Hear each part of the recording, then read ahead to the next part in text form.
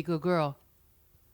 Hey, welcome to this epic disaster live from Cheri's house. You just startled my dog. Sorry, dog. She's leaning over my shoulder. She's trying to read over my shoulder. She's looking out the window, and you're sitting in the chair in front of the window. Well, we're here at your place because my place. Last reading, the temperature at my place was 1,000. 1,000 exactly. 1,000. That's impressive. This is a much hotter summer than I think since I've been in Atlanta. I don't agree with that. I think so. This is the reason why I didn't want to move. But maybe it's magnified because yesterday my heating and air went out. Not heating, but the air. I don't know if the heating went out. And we're not going to find out. Tried. We don't need to know. My air conditioning went out in my house yesterday. And with the summer like it is right now, that's insane. It's crazy because it's been in the 90s. Yeah. Mm-hmm. So what was the actual temperature in your house? When I left to come here, it was 81.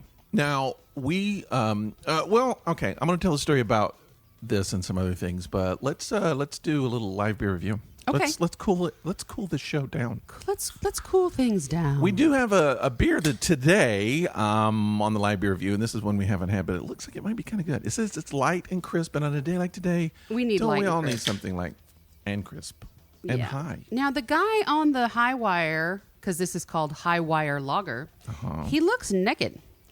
Really? And it's funny that he looks naked because you posted a picture of yourself naked. I posted a naked picture on our webpage. I did. I'm naked. No, on Facebook. And on Instagram. I'm naked and unashamed. That's correct. So what happened? I was doing some work this morning in my house, and it was really hot. And I just said, "Heck with it," and I just took it all off and did my work. And you just got naked. And my wife took a picture. So pictures posted. So the picture's posted on the Instagram, which is This Epic Disaster, right? Without the last R?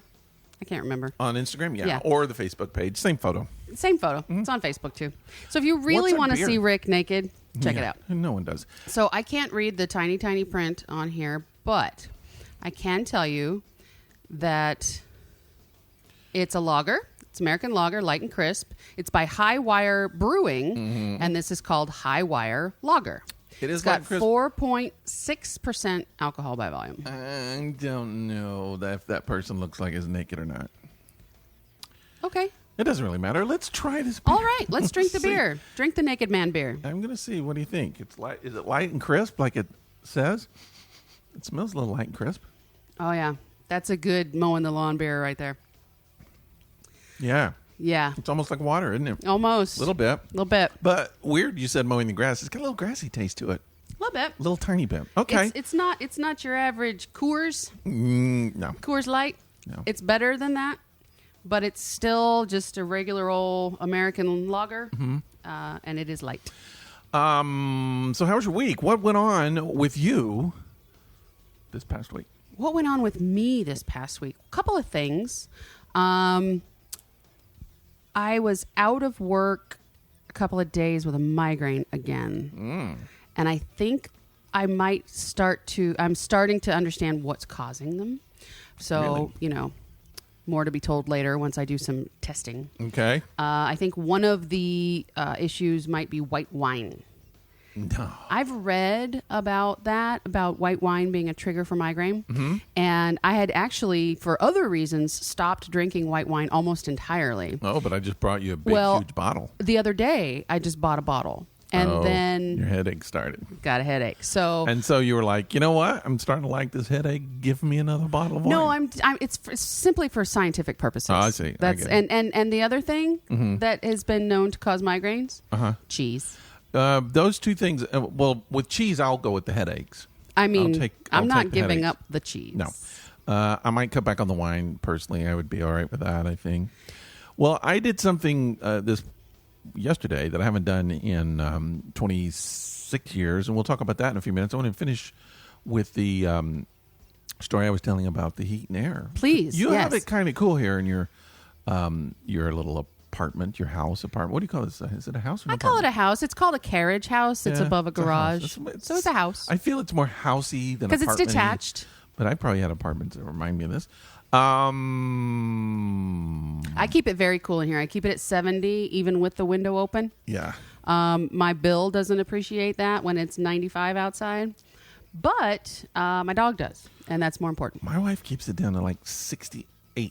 I used to keep my place in Athens, Tennessee, down to 62. Well, see, I would like that, okay, but I just feel like 68 is too cool. I said, like, dump it up. I mean, pump it up a little bit to like 70, 71 too. Yeah. But anyway, we're failed. We just had an air conditioning company 2 months ago come out and check it. They said everything was fine. Everything looked great.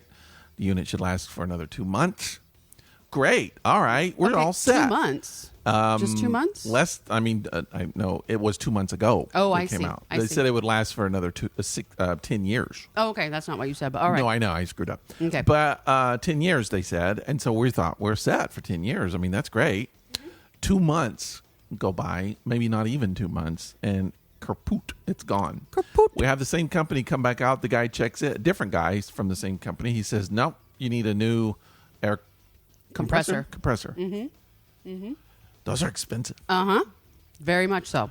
But you got to do it because it's hot. The house is just burning up. So I'm just going to say it's hot as fuck. So what we had to do that, but it's on next week, 4th of July week. People not going to be in the office. It's just crazy. So my wife went out last night and bought one of those little portable air conditioners. You've ever seen those? Yeah, with the big hose. It looks like a big dryer hose, Yeah, but it's larger. It you goes gotta- out the window. Yeah, and- you got to set it Yep. and make it go out the window so it can blow all the hot air out the window. Yep. And then, so we put that in our bedroom and shut the door. And that worked pretty good. By the time we woke up, it was perfect temperature. But Nice. throughout the night, it was pretty hot. It took a Uncomfortable, while. yeah. Yeah, I don't like it that way. But anyway, so we got out. Then we were like, "Oh, this is cool." And you open the bedroom door, go into the rest of the house. It's like hell. Miserable. Yeah. You're in hell. You're in hell. I'm in hell. Actual hell. Yeah. So I was like, okay. And there's no way that little tiny thing is gonna go through the rest of our house. So I was like, I'll tell you what I'm gonna do. I'm gonna run to Home Depot. I'm gonna get 2 small window units. Put them in the window in the living room. See if that'll kind of help. And? So I did that today. That right before I come over here. That's why I was a little bit late coming over. Okay. Put in the window units and the other, and the temperature got from 81 at last report. It's 78 in our house. Wow. How Yeah. long did that take? Most of the day. Where did you put the 2 window units? I'm just curious. I mean, not a lot of one people won't know. halfway through the house, one like in the kitchen and one in the living room. So our kitchen and living room are kind of open. We have an open concept. You do now. Yeah, and so it's just big. So 2 really aren't going to help. I mean, it's going to help a little. Yeah, it's lowering. It's going to be a some. little more comfortable. But the good news is, sort of good news, that the air conditioning company said that they would come tomorrow morning to install. So Just we're out not of going to have to be curiosity, without it very long. How much is that going to cost you? I think she said, well, we have a air and heat compressor together. So it's more expensive. I think she said it was like $2,800. So it's a big one. That's a lot. That's a big bill Yeah. to have to face. Yeah. But I will tell you right now that my friend who lost his AC went out a couple years back. It cost him $7,000 to replace his air conditioner. Yeah, that's insane. It's crazy, but he had to do it because guess what? It went out in the summertime. Well, it's funny because when it was out, like the air was out, and suddenly I was having all these flashbacks to when I was a kid because I grew up in Knoxville, right outside of Knoxville, Tennessee. I guess you say it's the South. It is really kind of. Yeah. Not a whole lot of difference in temperature here and there. I would say 4 degrees. Yeah. Usually, 5 or so. Tennessee might be a little cooler than Atlanta, but basically the same. But it's definitely muggier. I grew up with no air conditioning. We never had air conditioning. How did you do that? We didn't even think about it. And that's what I was telling my wife. I think you get spoiled. You have air conditioning. And if you don't have it, you die. But if you don't have air conditioning and it's like 80, you're like, oh, it's not too bad today. Yeah. Because you're used to, you were used to it. You can live I don't with think my house ever had AC. Like now that you're talking about it, I'm thinking about it. As a kid, I grew up in Northern California, which it. You didn't need it. well, I mean, not really. It does get hot in the summer, but by hot, You mean me? 80, 50, Oh, I see. 85. No, not you. 85. Sometimes even 90. But I was like 7, so you just deal Right. with it, right? Sure. Moved down to LA, and you would think that you might have central air in LA because it gets really fucking hot down Yeah. there.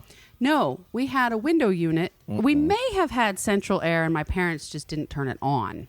I don't know. I'll have to ask. But we did have a window unit in the dining room, and we all sat around the dining room table on several occasions, just letting the air blow on us. No, we weren't naked, but you know what I get. So then out in Minnesota, lived out there for a little while as a kid. You don't need one there. Oh, yeah.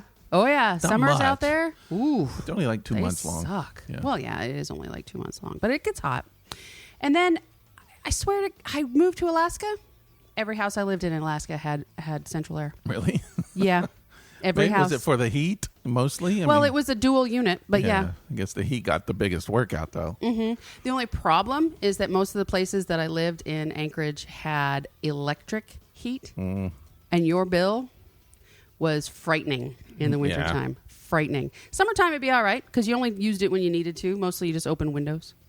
But man, in the wintertime, I wouldn't turn the heat on until late October.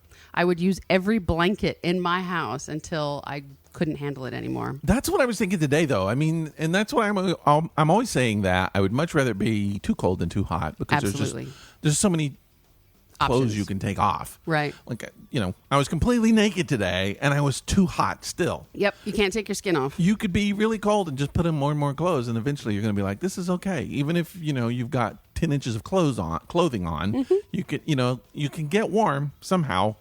But I think I would much rather have it cold than hot. I'm just not a summer person. But it reminded me of when we were kids, and in the summer, you would just, like, I have to sleep with something covering me. That's just the way I am. Yeah, I can't not have that either. So I sleep with a bed sheet and then a blanket on top. And then when it's really cold, something on top of that. Yep. But usually just those two things. And then so in the summers, I would always sleep with just the sheet. And I don't know, there was something about that was almost like built-in air conditioning because you would move and the sheet would move up and down and create some breeze and air under there. Yeah. I'm just so spoiled now. Like last night, nothing worked like that. I just didn't want, I still slept with just the sheet, but it was too hot. I've seen these units. I've seen these things that you can buy that you put it under your bed, and it's a unit. It's like a little air conditioning unit, and it comes up, and you at the foot of your bed, you put it up under your sheet. I think I've seen those. That might be what you're I've also after. seen these little wrist things you put on that keep you cool. Have you seen those? I want to know if they work. Yes. I've not used a wrist one, but they make them for your neck too. My second husband's It looks like a watch, like a smartwatch. This one just looks like a plastic thing around your neck. It's kind of thick and kind of bulky, but ultimately, my second husband's mother was going through menopause in the summertime in Alaska. She had one of these things, and you just click a little button. That's weird. And it would help with your hot flashes. Oh, okay. So that's what they're for. Yeah. Interesting. But it might help with just being too hot and sweaty and nasty and gross, too. We should mention that today we're also having cheese with our beer. We are. We're sampling 2 cheeses, and I got to tell you, this one cheese is just outstanding. Rick decided to spoil us a little bit here. He had to go to the store and buy beer. A lot of times when we record at your place, I buy cheese. I don't know why. It's kind of a thing. I feel like we need beer and cheese at your place. Yeah, we have to have beer and cheese. So I bought cheese, and I bought a bourbon cheese, and I bought a Merlot cheese. There's fancy words for both of these cheeses. It's Bella... Lugosi. Bella Vitano, I think Bella Vitano. Something. Is that the bourbon? It's in the kitchen. They're both the same kind of cheese. Oh, okay. One is just bourbon. One is Merlot. This Merlot cheese, I want to marry it. I want to have sex with it. Wait until after I'm done with mine. Okay. But man, that's good stuff. It's really yummy. Merlot cheese. I mean, come on. I'm enjoying it. I'm enjoying it very much, too. Thank you for bringing it. Now, let's play a little Zabmondo before we get into some heavy topics. Zabmondo. That's the Zabmondo theme song. All right. We're going to be playing Would You Rather Zabmondo. Yeah. Just stop. We don't have a theme. I think we need to. Just stop. I'm just trying to help. All right. All right. Here, let's get your psychic prediction Zabmondo, the first. game of Would You Rather. What's your psychic prediction? I'm feeling either blue or green. I'm a little warm today, a little hot, so I might be off. Okay. Blue or green, I'm going to say You got yellow. Blue and green make yellow. Okay, well, good. You were right both times. So yellow stands for random. These are would you rather questions. Mm-hmm. The question is, would you rather have to walk on 5-foot stilts for the rest of your life? That would make 5 foot? Yep. That would make me 11 feet 5. Yes, no, it wouldn't. 5 plus 6. Yes, it would. You'd be 11 foot 5 inches tall. I'll be in the NBA, my friend. For the rest of your life. Okay. But you have to use these stilts to do it. Right. Or always have to ride a unicycle.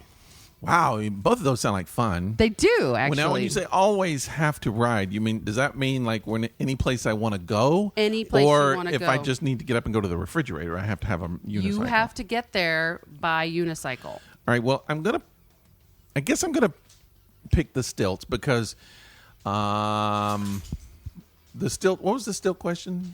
You have to wear 5-foot stilts for the rest of your life. Yes, but not like in a car. Like I can still go places in a car because what it sounds like is. Wow, you're getting into details that this. Well, it says have to walk. It does. It says have to walk. It sounds like if I want to go on a trip, 5-foot stilts. If I want to go on a trip to Europe, I have to do it on a unicycle. Right. It says only ride a unicycle. It says always have to ride a unicycle. Yeah, so I have to do it. So that. I don't want that. You can't eat that. It's but not possible. with the stilts, I might be able to. I could still go to because you can do things. You can travel. Yes. You can drive. You can get in a plane. That's exactly right. Okay, I'm doing that. All right. So you're going to very go important to with the stilts. Make sure that we all understand that because this is within the realm of possibility. Yeah, sure. Yeah, absolutely. My glasses are on the cross. This is going to be fun. Oh, I'll get them for you. I can't read a single word of this. I could just make up a question. And then you would never even know if I was making it up. But all right. But I was nice, and I got up, and I got your glasses. You retrieved my glasses. Thank you. Okay. Here we go. This is the fun of not having to wear headphones, because we only have one set of headphones here, and you're wearing them, so I can move around the room if I choose to. All right. Let's drop it. What color are you doing? Red. I'm doing green. That's what I meant to say. All right. Yep. Green is ethics and intellect. I have those. Would you rather be the reason for an accident that leaves a stranger dead? Or what? Or a friend crippled. Oh, fuck. So you want me to either cripple my friend or kill... That's what I'm saying. What a question. Or kill somebody. Yeah, you either one of the two. Which would you rather? Would you rather be a severe asshole or kind of an asshole? Okay. Well, let's put it this way. Both of those are horrible things no one would ever pick. I don't want to do either of them. Why would you want to pick either of those? But if I had to do one or the other, I gotta say that I would rather... Oh, this is dark. I would rather kill a rando. Kill a random person? Yeah. Instead of a friend. And then instead of cripple a friend. Always reminding you. Well, I have a feeling that person would no longer be my friend if it was my fault. Well, then the question would blow up because it has to be a friend. But what if they were no longer my friend after that? They were my friend when it happened. I think then they would suddenly be able to walk. I think that's the whole thing. Is they're only crippled as long as they're your friend. Wow. I think that's the way the question works. Okay. Well, all right. I got some loyal friends. Yeah, I don't know. I think I could see that happening. All right. That's frightening. Mm-hmm. So that's would you rather. For another week. Yeah. All right. So I got to tell you about something that I did. Now, this is kind of a biggie. You said you did something yesterday you haven't done in 26 years. That is correct. I mean, that's years. like half your life. That is correct. Less than half your life. For the first time in 26 years, I purposely ate meat. Like what kind of meat? Well, let me just say, most people who listen to the podcast know I'm vegetarian. Been vegetarian since, I don't remember the year. I was 31. I'm 57. It was a long time ago. 26 years ago. Yes. If I had stopped eating meat, and on the day I stopped eating meat, I got someone pregnant, that person would be 26 years old today. Today. So you know it's the date. You know the date. I always like to put all my life events in like the age of a child if I had a child. If you had that child on that day. I have no children. I have no children either. But And there's a reason for that. For not having children? Let me just say, first of all, the meat that I ate was fish. What kind of fish? Salmon. See, I do eat fish. I know. I had grilled salmon, and I did it purposely. So, all right. I think I mentioned last week or the week before, my knee is jacked up. Yes. And it is still. So I'm going on almost 4 weeks. Yes. So Wednesday, I've got an appointment with the knee doctor. Good. Dr. Knee. Dr. Knee. Dr. Knee. But this past weekend, I made an appointment with a massage therapist. Right. Someone to actually get in and try to figure out what's going on. So, and this guy's really good. Mm-hmm. Very, though, kind of new agey in a way, as you would expect a lot of massage therapists to be into alternative medicines and things like that. Sure. Did some kind of, it wasn't really acupuncture, but. Acupressure? No, he has a little machine. It actually feels like you're getting a tattoo. Sometimes it really hurts. It's like little needles that shock, and he puts them down in there, and it really, really hurts. Okay. But it's supposed to kind of like shock the tissues back into working or something. I don't know. Here's what's weird. It's so like whipping. No, I'm just This stop. always happens to me, and I don't know why. I don't know if it happens to everyone else. So, like, my knee was killing me, and it's been horrible, and I had to make this appointment. So yesterday I wake up. It almost feels like it's completely healed. It's the best it's ever felt. And I was like, wow, this is amazing. I'm getting ready to go and have my knee worked on today, and it feels fantastic. Right. So I go, he's doing the work. It's not that bad. Right. He's trying to push on my knee and find out where the pain is. Right. We can't find it. It's crazy. So he does the work. We do a lot of very intensive work on the knee. And then I go home. And this morning I wake up and my knee hurts probably more than it's ever hurt. Now it feels... I'm back to the way it was Yeah. originally. Yeah. What happens? Why does that do that? don't Have you ever know. done that? Have you had like a really bad headache or something? You go to the doctor and it's gone. Yes. They can't figure out. They're like, well, I don't see it now. Right. I can't And see you're like, your well, headache. no, it's every day. It hurts. Right. And then they don't. They go, well, call me when it hurts again. And then you go home and immediately it starts hurting again. Yep. That happens to me a lot. That's what happened. But anyway, so this guy, and he's very, and I don't mean this in a bad way because I kind of like some of this stuff, but very new agey. Mm-hmm. He's into alternative medicines. Right. You said that. He's into just alternative ways of healing. Okay. Holistic healing, which Sure. I think that's the best way. I prefer that. Heal through meditation. So he says to me, you're going to have to really start upping your protein. He's like, how old are you? And I was like, well, I'm 57. He said, well, as you get into your even later 50s and early 60s, your body's going to need a lot of protein. Yep. And I said, well, I'm vegetarian. He said, yeah, you're going to have, Yeah. he said, you need to consider eating meat. And I was like, no. I don't want to do that. No. And he said, well, let me tell you, he said, I was a vegetarian most of my life. And he said, I went to a dinner party and he said, I was starving and there was nothing to eat except there was like shrimp cocktail on the table. Mm-hmm. And I just thought, I'm going to have some. Right. And he said, I hadn't eaten meat in years. And he said, so I just decided to eat some. And I ate the shrimp cocktail. And he said, it was like a fog cleared from my mind. Wow. Suddenly, he said, I started thinking clear. He said, I could see clear. I felt better than I had ever felt. And he said, at that point, I just thought, wow, so this is how my body is supposed to feel.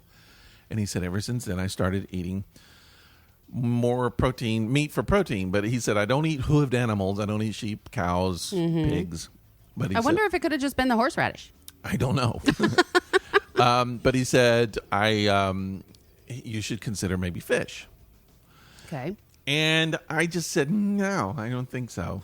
He said, No. no, you can get some really good chicken at the farmer's market. And I said, I'm not No. ever going to have chicken, Nope. ever. I'm just not going to do it. Don't want it. So I started thinking about it, and I thought, well, it would be a good experiment. What if I go and have some fish, big piece of fish, Okay. and to see how it makes my body feel. Okay. And so I thought, okay, I'm going to do that. So I called my wife. I said, I'm going to go have some grilled salmon. Let's go. And she was like, what are you talking about? Wait, what? Who are you and what'd you do with my husband? So I told her what the thing was. She said, well, you sure you want to do this? And I said, yeah, I'm very sure. It's not something I'm going to do forever. I just want to see what effect it has on my body. Mm-hmm. So we went to a fancy schmancy restaurant. Where'd you go? Wahoo. Oh. Do you know where Wahoo is? Yeah. That's a good place. And she said, I've always wanted to take you there, but I couldn't take you because it's a seafood place. Right. She's always wanted to take me there, too, and she never has. They have freaking a vegetarian dish there. Oh, do they? Yeah. So we were a little surprised. So I order grilled salmon. Mm-hmm. The salmon shows up. It's sitting in front of me. Yep. And I look down and it's so weird. I'm like, it's been so long since I've seen a big piece of meat in front of me on my dish. A big piece of dead animal flesh. But I just thought, here we go. Let's do this. Right. And so I cut into it. I ate it. Did you get any bones? No, not one single bone. Nice. The entire thing. My wife had tuna. Oh, okay. Sesame encrusted tuna. It's just so sesame encrusted tuna, or was it just seared? Or was it actually cooked all the way through? Do you remember? It was kind of rare. Because now I'm hungry, and I want some seared tuna. Well, I will tell you. Okay, let me back up. Okay. And so I cut into my first piece of fish. And take a bite. Grilled. Yep. And I'm thinking, no big deal. Didn't taste good at all? I didn't particularly like it. Now I'd had salmon before. Right. I was okay with salmon. I liked it all right. 26 years ago. I was never a huge seafood person. I like shrimp. Right. I think I like lobster and just regular fish sandwiches and fried fish and just general fish. What is general fish? When you start, like, my wife will be like, I want swordfish. Yeah. That's very specific. Yeah. I was never that. So I would just eat fish, whatever fish they would put down. See, I'm specific like that. Yeah. And a lot of people are, especially if you're a seafood person. Right. But, like, I would have salmon or, like, tuna. Mm-hmm. Tuna's good. Mm-hmm. I just didn't care. To me, it all kind of tastes the same. You could get a little variance in there, but pretty much all the same. It's grilled. That's good. Nice grilled taste. Very seafoody taste. Very fishy. It's because it's fish. And I thought, it tastes like sponge. It's a little spongy. Interesting. So I thought, all right. We're eating SpongeBob. I'm going to try another one. Try another bite. And then I'm like, okay, I'll tell you right now, I'd rather have tofu. I would rather have fried tofu than what I'm eating right now. And I was happy about that. I was like, yes. Because everybody's always like, oh, man, if you had meat, you would. Oh, I hate it when people do that. I hate it when people do that. I just had meat. I totally prefer tofu. It's so much better. Yeah. Now, I will tell you, I took a bite of my wife's tuna, and if I had ordered her dish instead of mine, right, we might be telling a new story today. Right. Because that was good. Yeah. It was a lot more meatier than mine, chunkier, and kind of, there's just more toothiness to it. Yes. And I love sesame. And so that was a better dish. So, I don't know. I just wasn't impressed with my salmon. And when it was done, I was just like, I don't see a reason to ever do that again. I don't need to do it again. I didn't have that feeling of clouds moving from my eyes and waking up and feeling like I'm 20 years younger. And I didn't have any of that. So you didn't get any of the experience that this doctor told you about. No. But that's why you were experimenting. Maybe he worked for the restaurant and he was trying to sell a plate of salmon. I think that could have been it. Maybe. No, it made a little bit of sense to me, and it still does. In fact, I've made it a goal to add more protein into my diet because that's a medical fact. As you get older, you need more protein. So I am going to start doing that. And you have to add more healthy fats to your diet. Well, he was saying that too. Because the proteins can't do their job without the fats. Well, I'm a very big carb person, as you know, and I will underscore the word big. And he said something about you should try the keto diet, which I'm not into that kind of stuff. And then he was like, well, that's going to be very difficult for you as a vegetarian. I've done it, and I can do it, and you can do it. There's a lot of cheese. As a vegetarian? Yes, as a vegetarian. Well, there's a lot of I love cheese involved. Well, as you know, I'm eating. And cheese and I love is eggs. high in both fat and protein, as are eggs, although, eggs aren't very high in fat, but you do get the protein. There are certain vegetables that are high in protein, green leafy vegetables, I believe. Legumes, which I love. Lentils. Now, legumes and lentils are not part of the keto diet. They're too high in carbs. I'll eat those. But there are other variations of that diet that include all of those really good healthy fats and all the protein that you need that don't cut your carbs down to 20 grams a day, which is honestly just almost impossible. But you can do a diet. One, I would suggest for you specifically, look at the South Beach diet. What I'm going to do specifically, I don't like diets. I'm not going to do diets. No, it's not a diet. It's a a way of eating. All I'm going to do is just be aware of what I'm eating, and I'm going to crank up the protein. Just like today, I had a whole bunch of tofu. And the fats. You got to crank up the fats. I cranked up fat. And I'm going to crank down the carbs just a little bit. Yeah. Yeah. Just a little. Because you are cranking up the fats. Right. You need to crank down the sugars. Yeah. And carbs are sugar. Mm-hmm. So you really need to crank down those because you're throwing all that fat in there. And you if you do all of the above, carbs and fat, you'll hurt yourself. I've thought for some time now, because, all right, so my poison was chicken. That was my meat poison. Specifically, Kentucky Fried Chicken. Well, I would do the KFC in a heartbeat. And I've had, even though, again, vegetarian for 26 years, every once in a while I have this little thing where I'm just passed by a KFC buffet and I'm like, smells so one day, good. Yeah. just one day. All I'm going to do is go and get that. Just that. I'll do it and I'll never do it again. Right. And I mean, I can't tell you how many times I've thought that. And then I'll drive, and then I'll see a chicken truck down the road. Oh, God. With just a truck packed full of those chickens, and I'm like, no, Nope. I can't do that. Not doing it. I've always had a little bit of compassion for chickens and a little bit of compassion for cows because I was raised on a little mini farm, and we had chickens and cows. Mm-hmm. And it's just hard for me to eat them. I mean, it's not hard to eat them. I ate them for years, but now I just have, I don't know, I just have that compassion. It's almost like it's like a deal I made with them. It's like, I'm not going to eat you anymore. Wow. It's a good thing you didn't say that to your wife. I almost said that joke, but I didn't. I thought, boy, that would be bad taste. That's me. Bad taste. Yeah. But no, I just, so I don't think I would do a steak. I just don't think I would ever do chicken. He was saying turkey. Turkey's chickens. I mean, it's the same thing. It's a bird. I can't do it. I'm just not going to do it. I would potentially consider seafood again in the right circumstance, possibly, maybe, but I doubt it. Well, seeing as how you've already said that you like the shellfish, you like the shrimp, you like the lobster, why didn't you just go with that? No, I'm saying I like those. I've liked salmon. I like tuna. Mm-hmm. And again, there you go. I mean, I don't know if I would have shrimp in something, but I mean, you kill spiders, right? Do you kill spiders? I try not to. But if you do, does it break your heart? Yes. Oh, fuck. Because I was going to say, just crabs are just sea spiders. That's all they are. No, I unless a spider's trying to bite me, I don't see a reason to kill it. He doesn't know that spiders have no comprehension of property. I know that. They don't know they're in your house. They're just in the world. And they're like, what the fuck? You just flushed me down the toilet? What is going on? They probably don't know that language or say those things. You don't know that. They don't. They listen to us every day. You don't know what they pick up. Maybe they've learned our language. Could be. But I just feel like that's, except cockroaches now. I'll do that.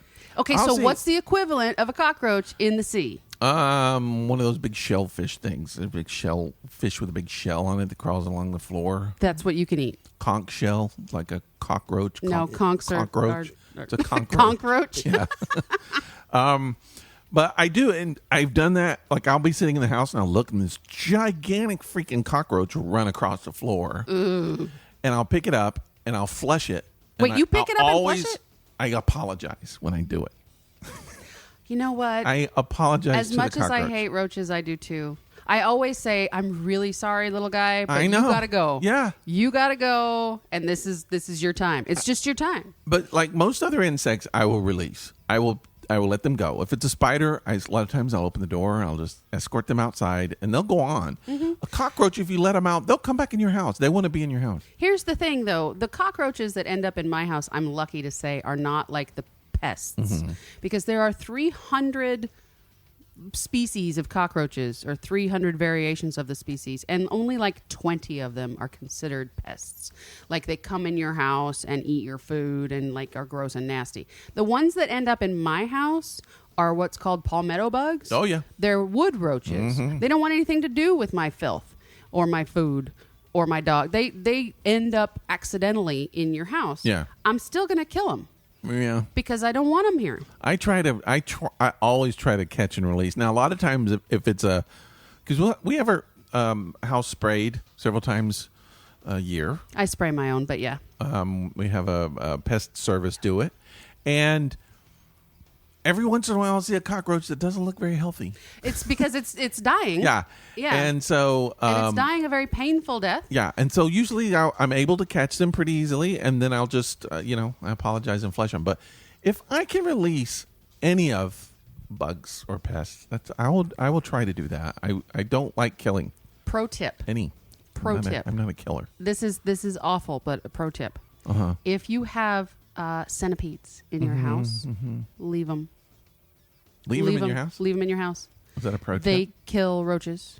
Centipedes do? Centipedes do. All right. They're very fast. They have really long, thin, scary legs, and lots of them, and they run very fast. And they They kill can roaches. outrun the roaches? No, I think they just attack them and eat them. Oh, when they're not paying attention. They're the scariest bug that I have seen since I have moved to the south. Centipedes? Wow. And I let them stay in my house. Okay. As long as they don't get anywhere near my bed, I'm good. Nice. Wow. So we kind of went off on bugs there for a minute. Yeah. Yeah. Well, I mean, I don't like talking about my kind of vegetarian stance just because I think it's kind of different from a lot of people's stance. A lot of people do it for health reasons. Sure. And I've always done it for animal rights reasons, but it's a very personal thing. Right. I know everybody doesn't share the same viewpoint on animals that I do. You could sit and watch a nature show and an animal kills an animal to eat it, or just sometimes for sport. Right. Just for the hell of it. It's nature. Yeah. So I don't judge that. I just judge my own self. And I feel like if I can buy a burger, an Impossible Burger, which I had this weekend. I hate you. Yum. Yeah. We almost called you, but we didn't. If I can get... Yeah, we were right down the road at Grindhouse. And you didn't call me? With the puppies. We had them with us. We were all hanging out, had a double. I'm just not part of your family anymore. No, we started to do it, and then we were like, but, No. Cheri can't come along on all of our dates, can she? No, we were just kidding. I don't remember why we didn't do it. We just it was kind of a spur You were of the there. moment thing. Yeah. Whatever. It's fine. And so I wouldn't have come anyway. But no, if I can have an Impossible Burger and not kill an animal or have an animal killed for my food, that to me is a good thing. And Agreed. so I would make that choice. Sure. It's just like, okay, well, it's not exactly a burger. It tastes a little bit different, but I'm willing to give up that much just for my personal compassion for an animal. That's Right. the way I feel about it. Right. If someone else doesn't, that's okay. That's their thing. I don't judge them. Right. I don't judge anybody who eats meat. My wife had a beef burger while I Yeah. was eating my Impossible Burger, and I didn't judge her. I don't judge At anybody. least not out loud. I won't tell her that. I don't judge anybody that eats meat. The only people I do judge are people that kill for sport. Yeah. Okay. I don't judge people that kill for food. Mm-hmm. I kill. No, I judge people that kill for sport. Yeah. The people that go out and pay thousands and thousands of dollars to kill an animal. Mm-hmm. Although I did read an article once, and I don't have it in front of me, so I can't quote it. But there are some. Oh, I hate to say this out loud. There are some places where all that money that person is giving them to go out and kill one animal is going to conserve and preserve tons of other animals. I don't know how they justify it. It's kind of like that question you got, would you rather kill or maim? It's like, it's one of those things that's like, you're going to have to trade. You're going to have to make a killing to save some other animals. Sacrifice one to save the many? Yeah. Yeah. It's hard to do. I still don't know how I feel about that. And thankfully, I don't have to make that choice because I don't live there. Here's what I think we do. We're both both of us are sort of anti-hunters. Yes. Which is weird because I grew up in a very hunting environment. East Tennessee, so many hunters. My dad never hunted. I think I had some brothers who would do it. Right. But every other person I knew did. It was just it was part of the culture. Well, I mean, living in Alaska for 20 years, every other person you run into is a hunter. Yeah. So hunting, we've both kind of been in that environment, and I understand it. I try not to judge. I don't totally understand it, but because I don't understand it, I think we need to get a hunter on the show. We need to have someone to come on to represent hunting, and we can question them and see if we can find a common ground, because I'm like you. Like, I watch the Alaskan documentaries where people are killing, Yeah. And I hate it. I can't stand watching it. But they use every bit of that food. Right. They have to have it. That's their survival. Well, not everybody that hunts needs it, but everybody that I knew and respected that hunted used it. There are certain reasons in Alaska for hunting, to thin the herd, if you will, that kind of thing. Some of it makes logical sense to me. I just don't like the act of it, Sure. and I don't like how much lust people get from murder. Right. There's a weird part of that where just the whole idea of taking a life kind of makes somebody get off. Right, that whole sporting there's a power aspect. thing, yeah. I don't like that. I think that if you are a hunter and you are hunting for whatever those right reasons are, your goal should be to make the kill as quick and painless as possible, not to I got him right between the eyes and he whatever. Just I don't need to know that. What you want to do is you want to make it fast and respectable. Well, I think a lot of deer hunters use the meat. I think there's very few hunting animals that people don't use anything. But then you start thinking about the animals where people go, like the giraffes. Yeah. And I've seen pictures of elephants and these people that pay $25,000 to do stuff like that. That's what I was talking about. Yeah, and I don't. Well, you're not going to use that. You're going to cut the head off and mount it and put it on the wall. Yeah, you're not going to have giraffe meat or anything like that. And two, they're not endangering you in any way. You're going to their environment. You're paying a bunch of money to go to their environment and hunt them and kill them. Right. They're not threatening you. Right. If there's too many deer and they're causing a problem with the ecosystem, they're eating your garden, they're killing whatever. I understand that, but to go to their domain and shoot them, especially if they're endangered, I don't know. Yeah, I'm not into that. Yeah, and that's what I was talking about with all that money goes to actually conserving those animals by killing one of them. Yeah, somewhere in there is logic. Yeah, it's just really, really hard to find. Well, I'm not an activist. I don't really want to be. Some animal activists kind of give me the creeps, but I do believe in personal animal activism. Very good. Good for you. Thank you. Well done. I just learned English. Woo-hoo. And I do. I think if I was going to be an activist about anything, I think I would do that, because I think even in the realm of like food industry, which I believe that people need to have the food. I mean, they deserve to have the food they want. I'm not for, cows not being slaughtered. If people want meat, then they should have the meat. But and we've mentioned this before, the conditions should be better in that industry. Agreed. Absolutely. So I think there are things that could be done, even if people are having meat, that could be done to better respect the animals. A little more humane. Yes. Yeah. There are some horrible documentaries out there. I mean, they're good documentaries. They're well-made documentaries, and they shed light on a lot of horrible things. They have caused some people to stop eating meat altogether, and they have caused me to turn them off mid-documentary because I'm a bucket of tears and can't continue. It makes you get really pissed off. And very, very upset, yes. So if this is something that interests you and you want to go, check out those documentaries, there's a couple good ones on Netflix. All you got to do is Google it. I'm not going to give out any specific names of any documentaries, but when you discover how big meat corporations treat their animals. Big meat. I said big meat. Wrong kind of meat. Tube steak is fine. You can have all the tube steak you now want. We're getting into a wrong area. Sorry.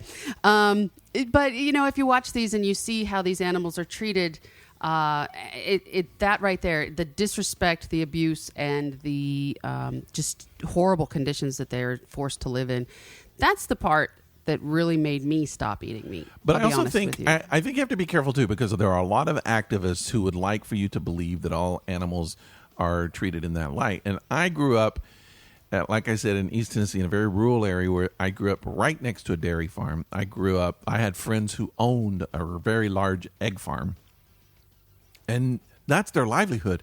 they treated their animals better than they treated their family. Right. They weren't put in little cages and Right. little boxes. And I'm talking about big factory farming is what you're talking about. Yeah, I'm talking about meat industry farming. Right. Yeah. And I mean, that definitely happens. But that doesn't happen to everyone. And especially smaller farmers that treat their animals.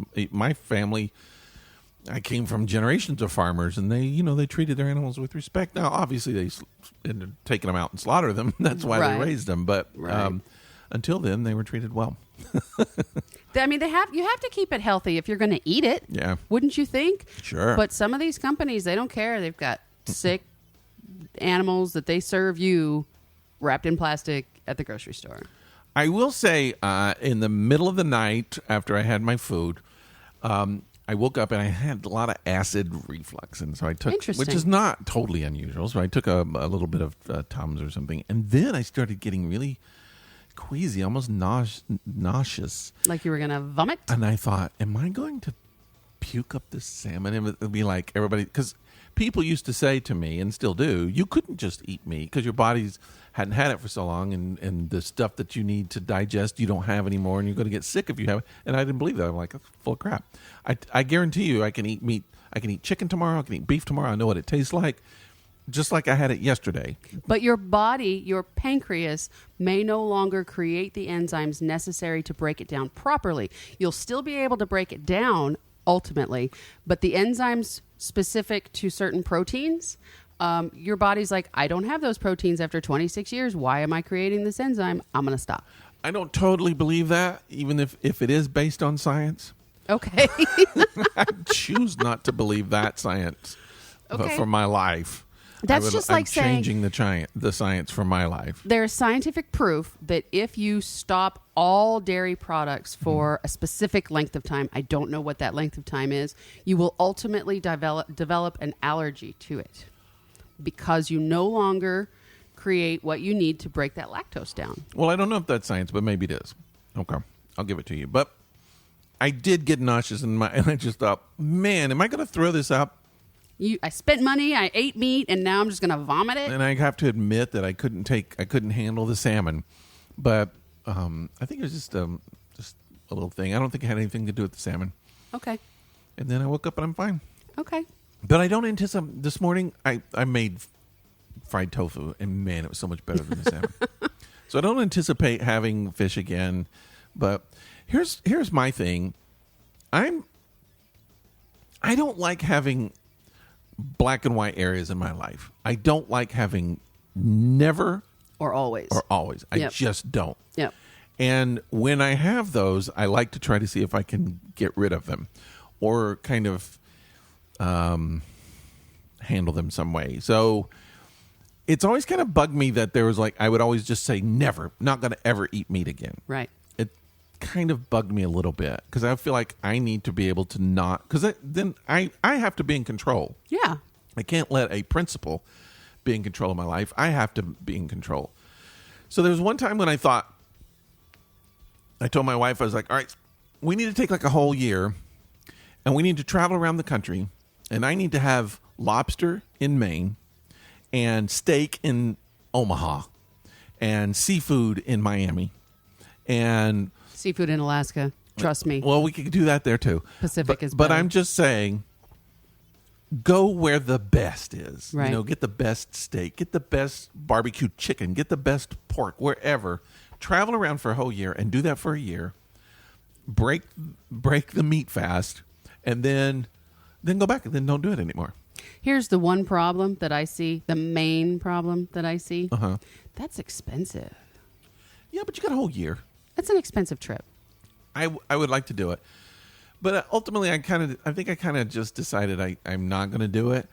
But it's one not of the necessary. It's one of the reasons why I wanted to do the fish last night. I mean, there was some scientific reasons I wanted to see what it would do to my body too. But I wanted to be able to say I make the choice. Yep. The choice doesn't make me. So I say, heck yeah! If I want to have a steak, I'll have it. If I have chicken, I'll have it. But I don't want it. I'm fine with the diet that I have now. I'm satisfied with that, and that's good. When I first met you, your stance was always, I'm not going to say I'm never going to eat meat again. I'm not currently eating meat, and I don't foresee myself eating meat. And it's still the same. Yeah. And that's just, and I think that that's a healthy way to look at it, is like, I'm not going to stop myself from ever eating meat. You know, what if you got some like Lyme disease or something and you had to always have a specific type of protein that you can only get from meat, or else you were in constant pain?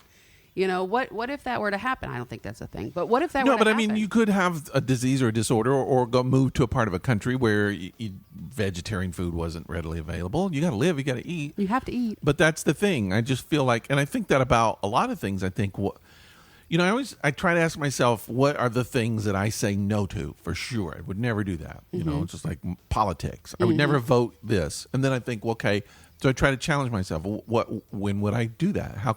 What if there was a way I would do that? What if there's a situation I would do that? So I want to be able to think and see ways that I could live or think like other people. You know, I don't want to put strong judgment on other people and go, I would never do that. Well, I have some questions along that line. Oh, yeah? If you have a few minutes. Sure. Okay. Like I would never be a porn star, but yeah, I would put a naked picture of myself on Instagram. Oh, dear God. I You would do never that. be a porn star? Like, ever? We talked about this. This was going to be your next career. I wouldn't, for a lot of reasons. No, first of all, I One, wouldn't you're make a married. damn dime doing it. You Second never of all- know. Geriatric porn is big. Oh man, you just guaranteed I would never do it. Sorry. For a lot of reasons. I don't know. I would need some intensive fluffing. I would really need the Viagra, the fluffing, the good lighting, all of that stuff. Well, you have a wife, so you have a personal fluffer. Yeah, but that's the thing. I got a wife. I don't need to do porn. Money. She's not paying you for sex. Yeah, I'm not going to make money doing porn. It would be free. It would be free. I will do free porn, by the way. Send me all of your requests. No, I'll send you don't. some free porn. Oh, God. That's pretty much it. We'll do a porn barter. Okay. A barter. So you send me porn, I'll send you porn. Some fried tofu, and I'll send you some porn. Okay, so I mentioned I have some questions All right, that sure. might affect your thinking. Okay. So stretch your imagination just a little bit for me. Did that hurt? Stretching. Let's say that we found this awesome energy source from another planet. Okay. Okay, that we can utilize very easily, very cheaply, very cleanly here on our planet. Okay. And it puts all the industries that pollute the planet to puts them to rest. We don't have to worry about it, and we have ample amounts of this stuff on this other planet. So we start mining it, and we Yes. start taking it and using it for ourselves here on Earth. And then a scientist discovers that there is a life form on that planet, extremely primitive, not humanoid, type of life form that lives on that energy source, like eats it. That's what keeps that life form alive. Would you utilize that life form, or would you utilize that energy source? Would you continue to do so? Personally, or are you saying like I'm the president and I can make the decision whether we as a country do it? First, let me ask you as an individual, would you vote to keep doing it? Would you vote to stop doing it? I think I would vote to stop. A lot of it would depend upon several things. How advanced the life form was. Picture us in the sludge Yeah. before we were. Well, I just think if it's if it's just like, if it's just some kind of blob that has, Potential. a beating heart or brain activity or something like that, but doesn't really do any functional thing. So like an giant amoeba or something. Right. It would be easier than if it was like a world full of puppies. A sentient Yeah. being. So if it were a sentient being, you'd be more likely to say, no, stop doing it. I would definitely say that. Okay. There would be more of a struggle with less than that. But, that kind of stuff happens. Like they discover a certain type of fish Right. that can only live in a certain area, and if you keep building dams and changing the water, you're going to kill all this fish. And then people just go, well, we don't need that fish. Let's just do it anyway. Yeah. I don't know. It just depends on the progress. I think for me, I probably wouldn't do it. My goal, not my goal, my rule is generally, would I want someone doing that to me? Okay. So I feel like if it was flipped around and they, what if aliens came down and found that oxygen was something that they could use to power their country or power their stuff, whatever. But then depleting our oxygen would kill us. Right. Well, we wouldn't want that. We wouldn't want them doing that. No, we wouldn't want. So them doing that. I think I would filter it that way. Okay. So let me ask you. I'm going to change it just a little tiny bit. Same question. But they're all naked. Ooh, no, because I don't know what they look like. Oh. Same question, but we no longer have any options for energy sources on Earth at all, and we are dying off. Yeah.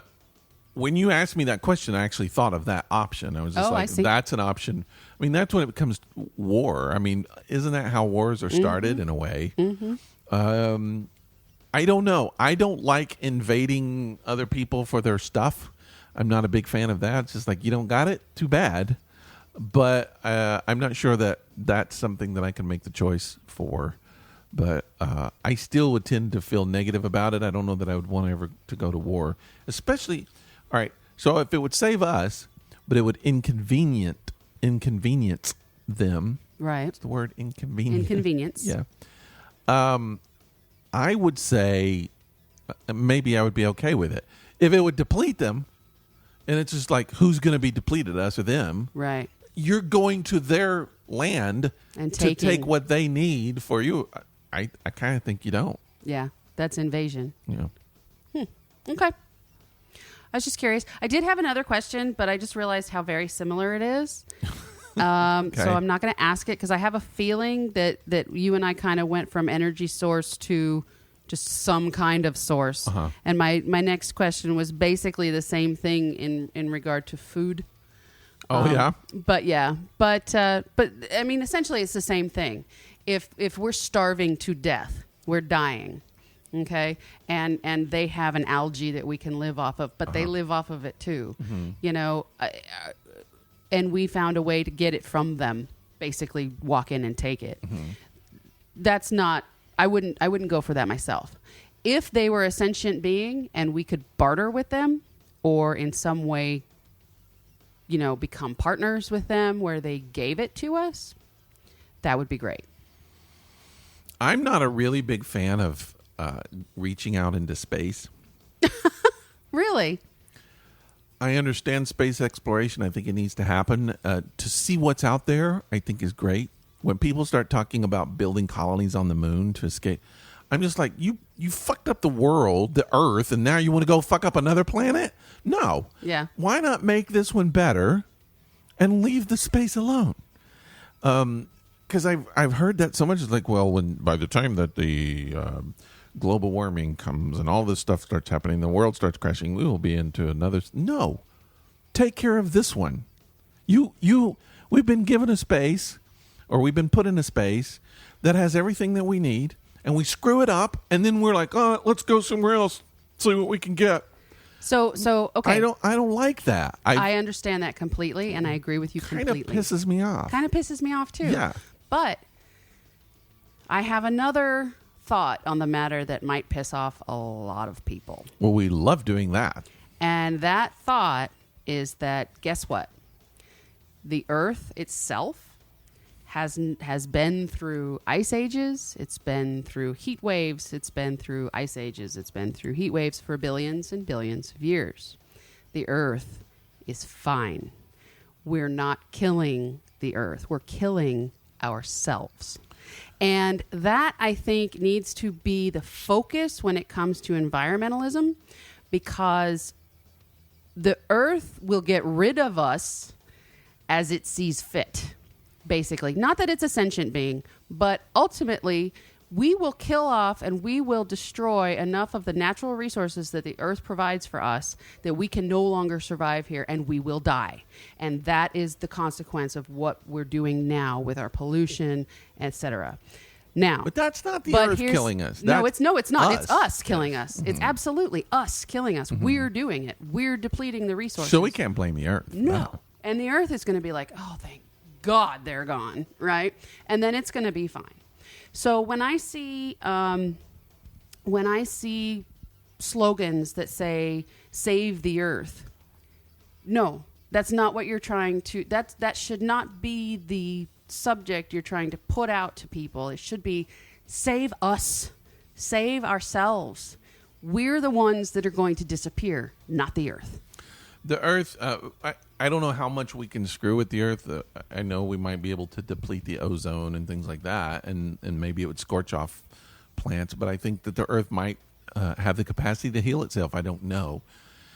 I don't think humans have ever lived through ice ages and things like that. And now that humans exist, I think there's a good possibility that we could. We're smart. I think we might be able to figure out ways to adapt and live through it. I don't think humans can survive their own demise. Absolutely not. So I think the earth is just like, all right, just do what you're going to do and do it quick so I can get rid of you. Precisely, so that I can start healing. And the cockroaches can rule the world. Yeah, I mean, if they want to. They're going to kick you out of their house. As long as they have a clown school to go to, yeah. That'll be fine. But I just feel like, I don't know, I get that really kind of burned me up when we don't take care of our own resources and then suddenly start looking for resources elsewhere. Yeah, I agree. It's like the drunk person at the party that has pissed everybody off but and gets still kicked out and is like, let's go find another party. Right. It's like, right. Why? You're going to get kicked out of that one too. You're not going to be welcome. I don't know. I just feel like we're that drunk guy. Humans are that guy. We are that drunk guy at the party. Yeah. And we're now at that point. We're like, all right, I screwed that up. Let's go find. This party's getting bad. Let's find some better looking chick somewhere on another planet. Yeah, that's the guy that we are. From a strictly scientific point of view, to go and explore space, yes, I am all for it. I would love to do it myself if I could. For knowledge. Even if it were a one-way trip, I would sign my ass up today. And I'm not against building communities on them if it's for scientific research. Right. And I don't know. I don't think, we have the population is so big we got to go somewhere else. That's something we can control. Yeah, we should be working on those problems. Right. I just don't see.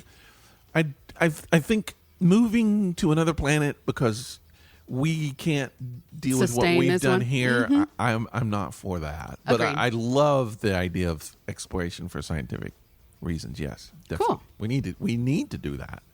I didn't see this podcast going in this direction at all. I didn't either. We started with talking about naked stuff and whatever, and then now we kind of sound like we're intellectuals.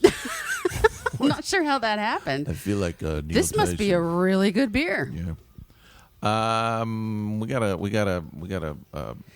letter from a listener. Listener letter. A listener letter. All right, so let me just say this letter, which is a great letter, comes from one of our friends.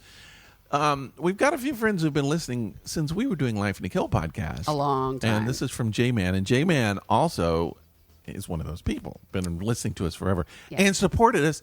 I believe he's ordered T-shirts and things like that. Not everybody's done that. If I'm not mistaken, I don't know for sure, but he may or may not have even submitted a story for one of our I feel like he did too. Events. It's been a while since we did the Kilt of Horrors, but I remember his name. But I just know he's participated. Yes. And he interacts, he writes letters and things like that, and we always appreciate that. And that's important. And he sent us something, and this is something we've encouraged people to do since we've been doing the podcast. Not a lot of people have. Not a lot of people want to. And this is something, it's a very personal thing. Yes. He decided he's going to talk about a disaster that happened in his life. And not all disasters are comfortable to talk about. Not all disasters are comfortable to talk about. Not all of them end in complete horror. The premise of our podcast when we first started was we wanted to talk about life's disasters and how we overcome them. Yeah, how they don't get you down. Yes. So in part, this story, again, will be uncomfortable to listen to, but what I think is pretty amazing is that at the end it does kind of portray something uplifting. All right, let's hear this story. Okay, so I'm just going to read it verbatim. Do it. This is from J-Man. Hey, my friends. I've been listening to the podcast since the beginning, and I want to share my disaster. I must warn you that while I won't get graphic about it, it is horrible to tell as well as read, I'm sure. And a long read. It's actually not a long read. On March 27th, 2012, I was mowing my yard and allowed my 6-year-old daughter to ride with me. Uh-oh. Now, I had done this as a kid with my dad, and I grew up in the country, so I can remember riding on the plow of my grandfather's tractor. This day was the first time she had ever rode with me. She got bored and wanted to go play with our dog that was running around. I stopped and I set her down on the ground. She took off running. Her left leg went under the mower deck and the blades mangled her leg. They were not sharp, so they didn't cut it off. We called 911 and rushed towards the local hospital about 15 minutes away, meeting the ambulance about halfway. Once in the ER, they said they couldn't do anything but stabilize her and have her airlifted to a bigger hospital that is about an hour and a half from us. She underwent surgery to amputate her leg. She was in the hospital for 8 days when they released us. We learned that lawnmower accidents are the #1 reason for amputation in children. She has undergone 3 or 4 additional revision surgeries to take care of bone growth, because, mind you, he did say she was 6 years old. Yeah. She's now 13 years old and has never let this get her down. She has a prosthetic leg and does everything she wants to do. Ride a bike, run, swim, even ride roller coasters. So she's a girl after my heart. I have learned a lot from this. I no longer think that won't happen to me. That happens to other people. I now know that can happen to me. Feel free to share this on the podcast. I try to share with other people because it may just reach the person who needs to hear it, whether give them some hope if it has happened or make them stop and think and perhaps prevent a disaster. He also goes on to say, I love to listen to the banter y'all have back and forth. It makes me feel I am among friends having a beer. Everybody says that. Yeah. Till next time, J-Man. So, Awesome. J-Man, thank you. Thank you for sharing that. Definitely. That's very personal information. And my heart goes out to you and your daughter, but I'm also extremely proud of your daughter for just going on with what life has given her. Well, that and him too. I just think what kind of freaking guilt you could end up with for the rest of your life that could actually be, and I'm not saying this as a pun, but crippling inside. I mean, just could ruin you. It could. And it could really ruin you. There have been. I've read so many stories about people that just accidentally ran over their kid in the driveway. Yep. Well, how do you live with that for the rest of your life? But the fact that he's able to kind of move on, you have to obviously admit you can't. It's that you have created something that you cannot undo, and you just have to move forward as best you can to someone you love. Yes. More than yourself in a way. Yes. And that's just there's an injury that's happening to yourself too. So like she has a physical injury with the effects of that she has to overcome. But then he has to overcome that the rest of his life, too. The emotional and mental side of it. And everybody else in the family. So I think the fact that everybody, and it's a work in progress. Yeah. Everybody, it's something you're always going to have to adapt and constantly face and constantly forgive yourself for and move on. But yeah, they're doing it. Yeah. And it's working. It's working. And I'm thrilled for him. And even within that tragedy, you have to say they're so lucky. It could have been worse. I mean, it could have been much, much worse. Yeah. And in the face of things that are horrible, remembering how much worse it could have been sometimes feels like just you're placating yourself. Mm-hmm. But at the same time, you have to remember that could have gone so much more horribly. My parents raised 7 kids, and nothing major like that happened as we were growing up. And I can't imagine they were so lucky, 7 kids, Right? And they didn't watch us very carefully. No. I mean, they would just turn us loose. We played in the neighborhood, played down the road. We had a railroad track, a sawmill next to us that we'd go play in and play on and play around, and abandoned houses and just all of the stuff. And we all survived. You managed it. We all you have made all it. of our limbs. We all have everything. Well, nothing happened to any of us. And I just think how lucky. And sometimes So it lucky. is just luck. I don't know. I don't know how parents do it. I don't either. I'm glad I don't have to. You told me if you had a kid, you would just lock them in a room. I did until they were at least 30 years old. Yeah. Yeah. And then the day they turned 30, you'd let them out and they'd get hit by a car. Oh, God. Really? Did you have to do that? Yeah, that's what Thankfully, happened. I don't have children, and I'll never have to know.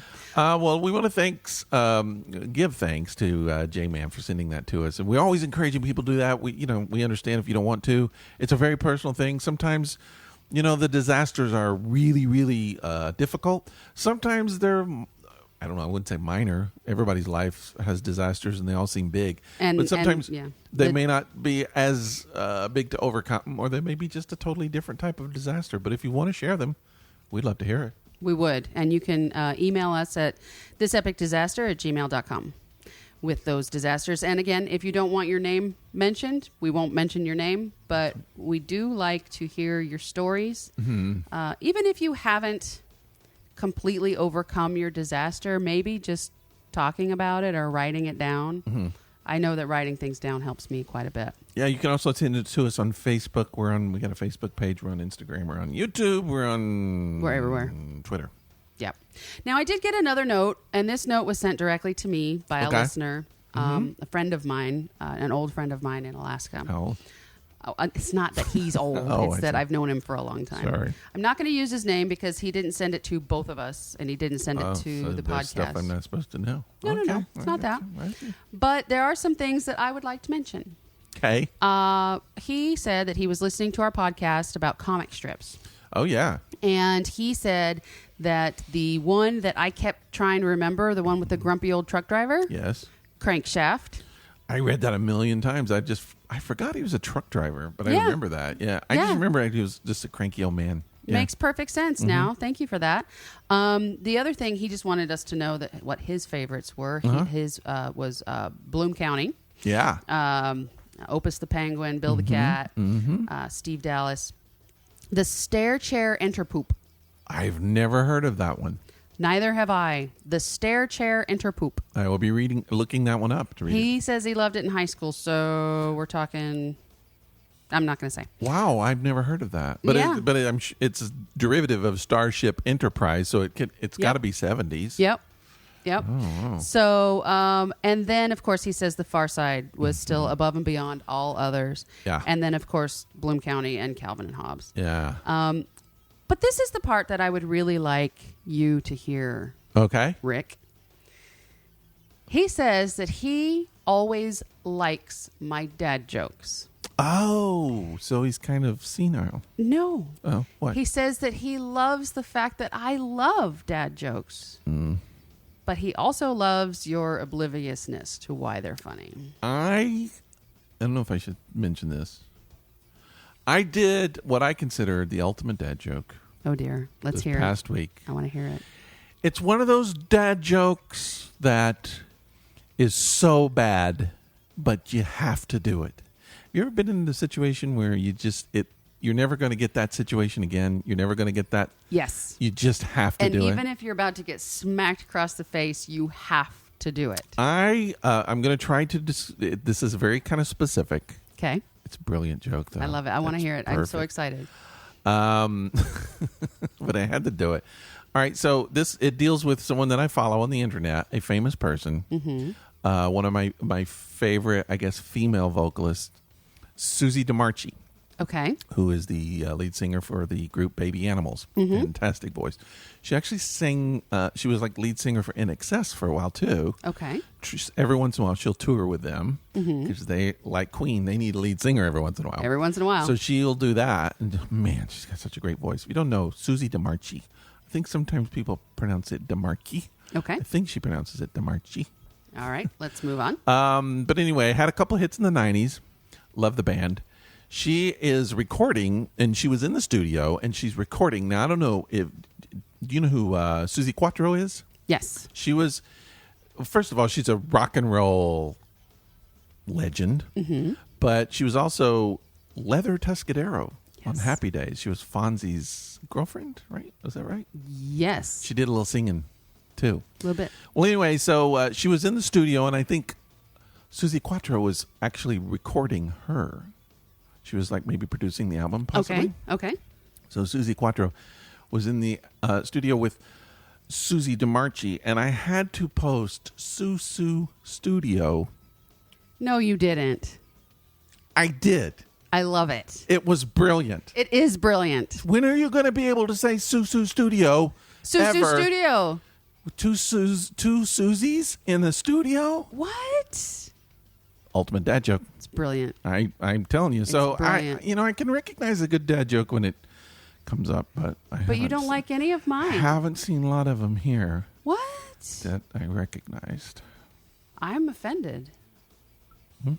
I'm I'm just saying, I don't raise even your have game. a joke. Raise for your you. game. That's all I'm trying All to say. right. Well, Get up to the Susu Studio level, challenge accepted. and we'll see what Prepare happens. yourself. All right, we got to quit. We got to All right. stop. Yeah, Your because I dog's have asleep. to pee. Actually, I think your dog is asleep. Oh, hi, dog. She's fallen asleep behind me. yes, she has. The cheese is not gone, but the cheese is brilliant, and the beverage is gone. So, what do you think of this beverage? Hi Wire Lager. Hi Wire by Lager. Hi Wire Brewing. Brewing. It's just an American lager. No. That's what it is, Yeah. and it's okay.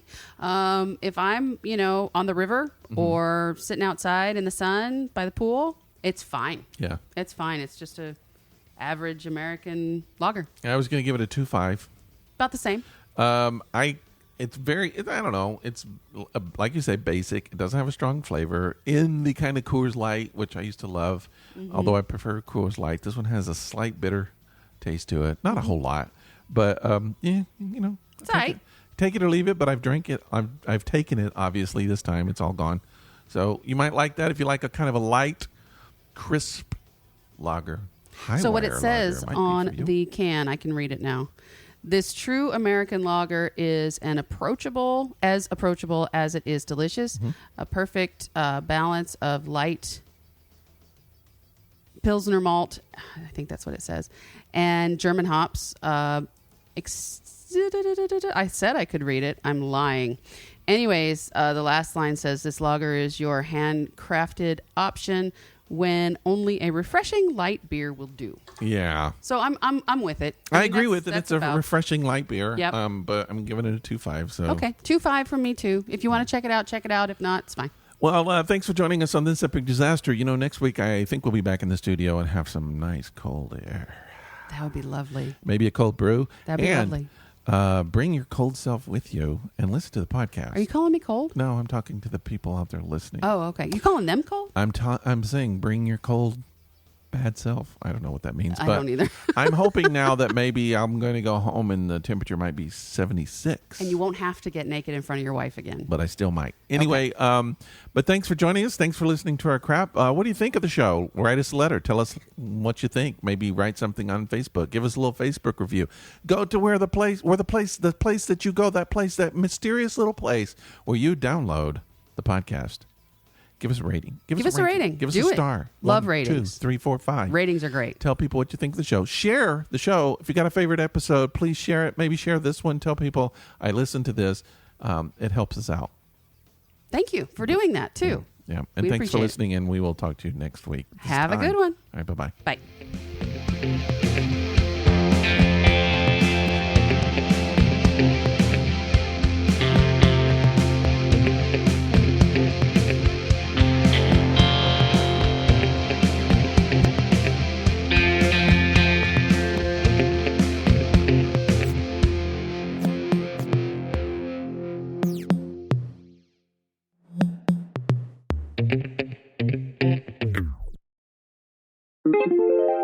This is a Violet Jester Media podcast.